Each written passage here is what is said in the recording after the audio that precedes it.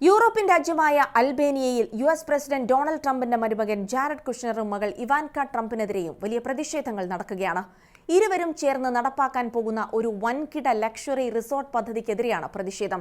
അൽബേനിയയുടെ പടിഞ്ഞാറൻ തീരത്തുള്ള മനുഷ്യവാസമില്ലാത്ത സാസൻ എന്ന മനോഹരമായ ദ്വീപിലും അതിനടുത്തുള്ള വന്യജീവി സങ്കേതത്തിലുമായി അത്യാധുനിക ഹോട്ടലുകളും ലക്ഷറി വില്ലകളും അടങ്ങുന്ന ഈ റിസോർട്ട് നിർമ്മിക്കാനാണ് ജാരഡ് കുഷ്നറും പങ്കാളിയും ലക്ഷ്യമിടുന്നത്.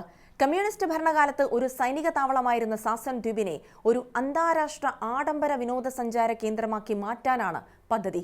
ഇതിനായി ജാരഡ് കുഷ്നറുടെ ഇൻവെസ്റ്റ്മെന്റ് കമ്പനിയുമായി ബന്ധപ്പെട്ട സ്ഥാപനങ്ങൾക്ക് അൽബേനിയൻ സർക്കാർ സ്ട്രാറ്റജിക് ഇൻവെസ്റ്റർ പദവി നൽകിയിട്ടുണ്ട്. ഏകദേശം $1.6 ബില്യൺ മുതൽ $4.6 ബില്യൺ വരെയാണ് ഇതിന്റെ ആകെ നിക്ഷേപമായി കണക്കാക്കുന്നത്. എന്നാൽ കഴിഞ്ഞ ദിവസങ്ങളിൽ ഈ പദ്ധതി പ്രദേശങ്ങളിലേക്ക് നിർമ്മാണ പ്രവർത്തനങ്ങൾക്കായി ബുൾഡോസറുകൾ ഇറങ്ങിയതോടെ രാജ്യം വലിയ രീതിയിലുള്ള പ്രതിഷേധങ്ങൾക്കാണ് സാക്ഷ്യം വഹിക്കുന്നത്. ജനങ്ങളും പരിസ്ഥിതി പ്രവർത്തകരും ഇതിനെ ഇത്രയധികം എതിർക്കുന്നതിന്റെ പ്രധാന കാരണം വൻതോതിലുള്ള പരിസ്ഥിതി നാശം തന്നെയാണ്. വിദേശങ്ങളിൽ നിന്ന് പറന്നുയരുന്ന പിങ്ക് ഫ്ലമിംഗോ ഉൾപ്പെടെയുള്ള ലക്ഷക്കണക്കിന് ദേശാടന പക്ഷികളുടെ പ്രധാന ഇടത്താവളവും രാജ്യത്തെ ഏറ്റവും വലിയ ജൈവ വൈവിധ്യ മേഖലയുമാണ് വജൌസ നാട്ട വന്യജീവി സങ്കേതം.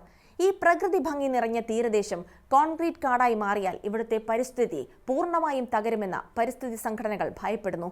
അതുകൊണ്ട് തന്നെ പ്രതിഷേധത്തെക്കാൾ പ്രതീകാത്മകമായി പിങ്ക് ഫ്ലമിംഗോകളുടെ കട്ടൌട്ടുകൾ ഏന്തിയാണ് തലസ്ഥാന നഗരമായ തിരാനയിൽ ഉൾപ്പെടെ തെരുവിൽ സമരം ചെയ്യുന്നത്.